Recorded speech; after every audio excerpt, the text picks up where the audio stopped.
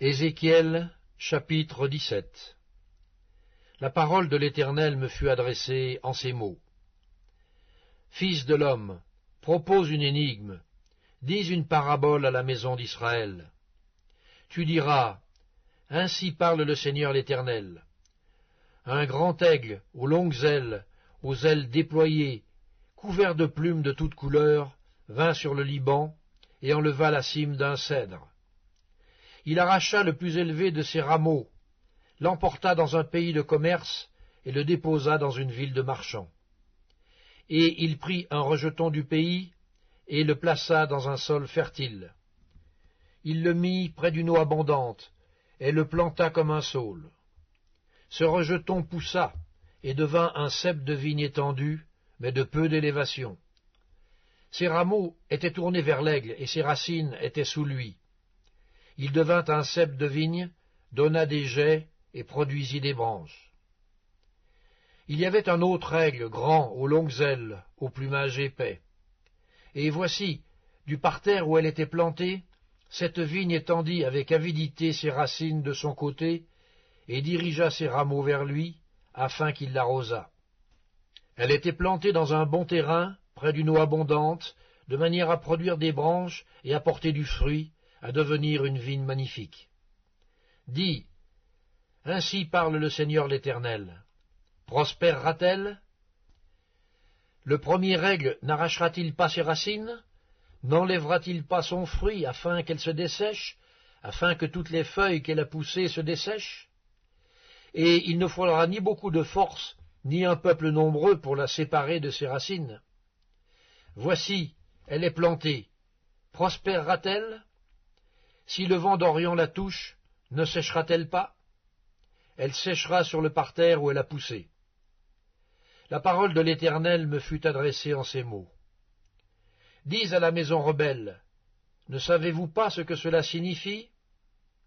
Dis, voici, le roi de Babylone est allé à Jérusalem, et il en a pris le roi et les chefs, et il les a emmenés avec lui à Babylone.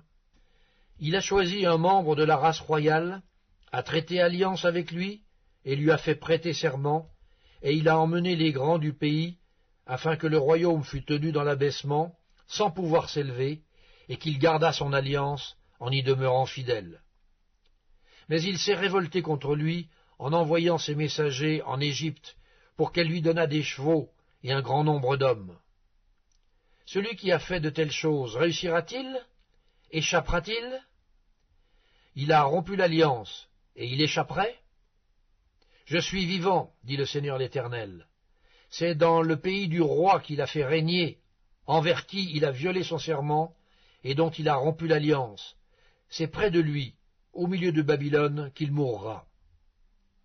Pharaon n'ira pas avec une grande armée, et un peuple nombreux le secourir pendant la guerre, lorsqu'on élèvera des terrasses, et qu'on fera des retranchements pour exterminer une multitude d'âmes. Il a méprisé le serment, il a rompu l'alliance, il avait donné sa main, et il a fait tout cela. Il n'échappera pas. C'est pourquoi ainsi parle le Seigneur l'Éternel. Je suis vivant. C'est le serment fait en mon nom qu'il a méprisé, c'est mon alliance qu'il a rompue. Je ferai retomber cela sur sa tête, j'étendrai mon rai sur lui, et il sera pris dans mon filet. Je l'emmènerai à Babylone, et là je plaiderai avec lui sur sa perfidie à mon égard. Tous les fuyards de toutes ses troupes tomberont par l'épée, et ceux qui resteront seront dispersés à tous les vents. Et vous saurez que moi, l'Éternel, j'ai parlé. Ainsi parle le Seigneur l'Éternel. J'enlèverai, moi, la cime d'un grand cèdre, et je la placerai. J'arracherai du sommet de ses branches un tendre rameau, et je le planterai sur une montagne haute et élevée. Je le planterai sur une haute montagne d'Israël. Il produira des branches et portera du fruit, il deviendra un cèdre magnifique. Les oiseaux de toute espèce reposeront sous lui, tout ce qui a des ailes reposera sous l'ombre de ses rameaux. Et tous les arbres des champs sauront que moi, l'Éternel, j'ai abaissé l'arbre qui s'élevait, et élevé l'arbre qui était abaissé, que j'ai desséché l'arbre vert, et fait verdir l'arbre sec. Moi, l'Éternel, j'ai parlé, et j'agirai. Ézéchiel,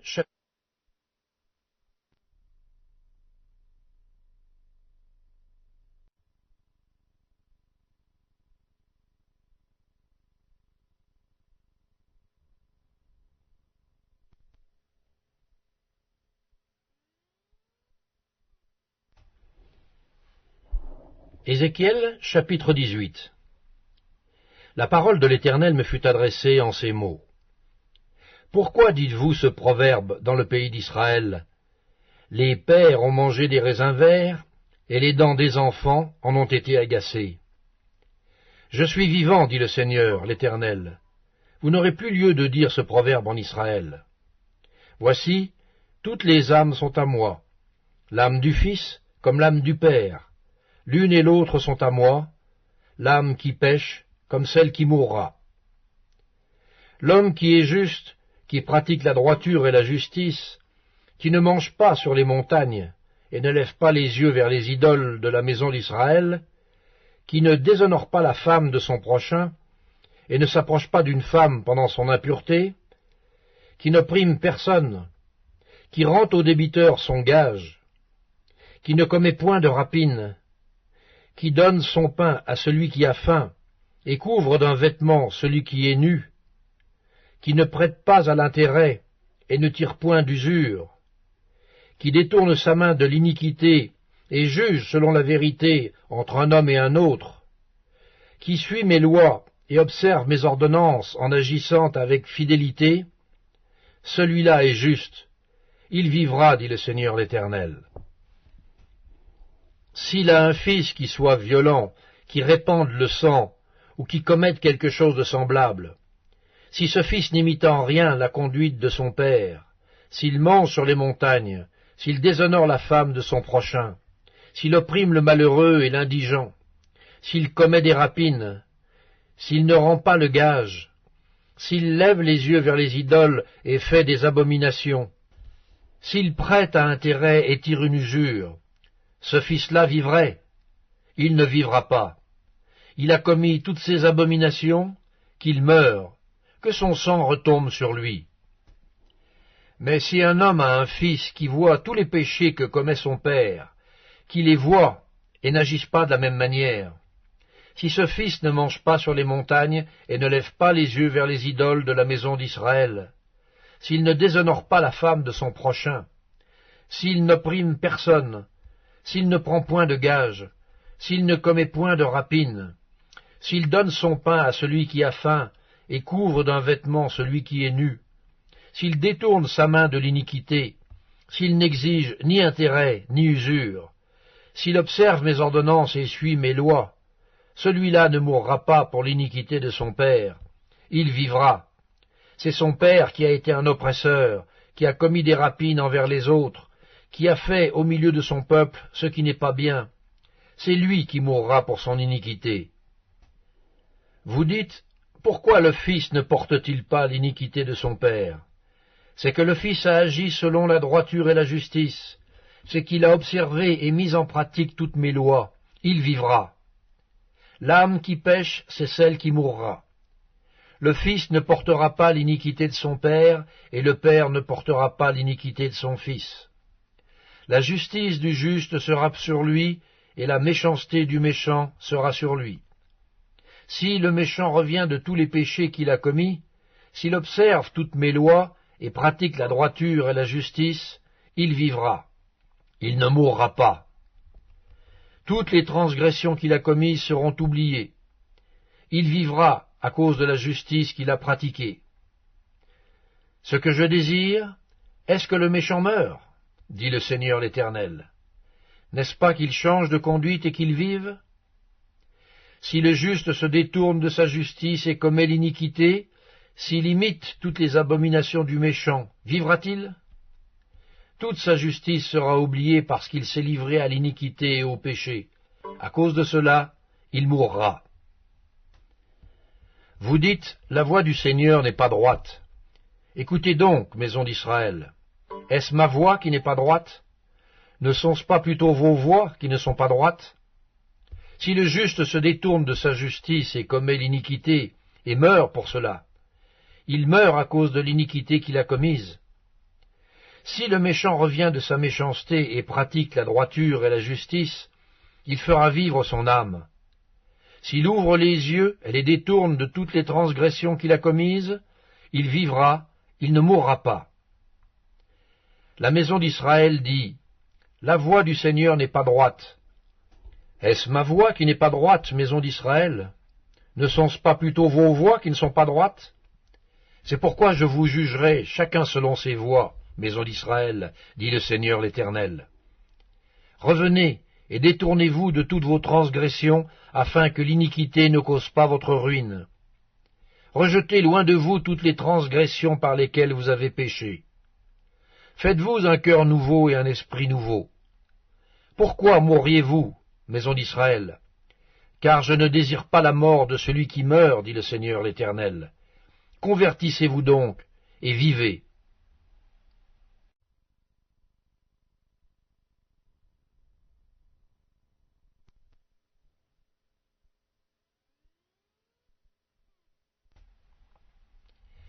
Ézéchiel, chapitre 19.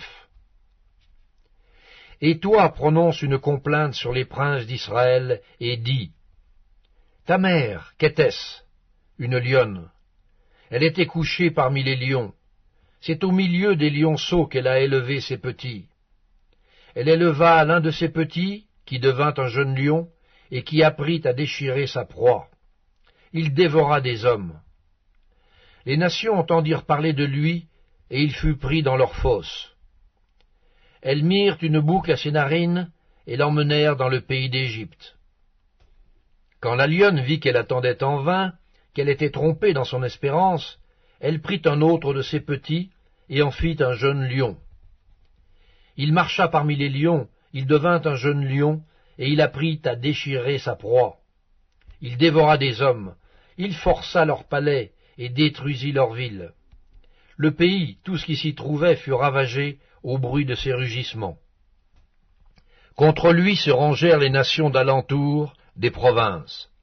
Elles tendirent sur lui leurs raies, et il fut pris dans leurs fosses. Elles mirent une boucle à ses narines, le placèrent dans une cage, et l'emmenèrent auprès du roi de Babylone. Puis elles le conduisirent dans une forteresse, afin qu'on n'entendît plus sa voix sur les montagnes d'Israël. Ta mère était, comme toi, semblable à une vigne, plantée près des eaux. Elle était féconde et chargée de branches, à cause de l'abondance des eaux. Elle avait de vigoureux rameaux pour des sceptres de souverains. Par son élévation, elle dominait les branches touffues. Elle attirait les regards par sa hauteur et par la multitude de ses rameaux. Mais elle a été arrachée avec fureur et jetée par terre. Le vent d'Orient a desséché son fruit. Ses rameaux vigoureux ont été rompus et desséchés. Le feu les a dévorés. Et maintenant, elle est plantée dans le désert, dans une terre sèche et aride. Le feu est sorti de ses branches et a dévoré son fruit. Elle n'a plus de rameaux vigoureux pour un sceptre de souverain. C'est là une complainte, et cela servira de complainte.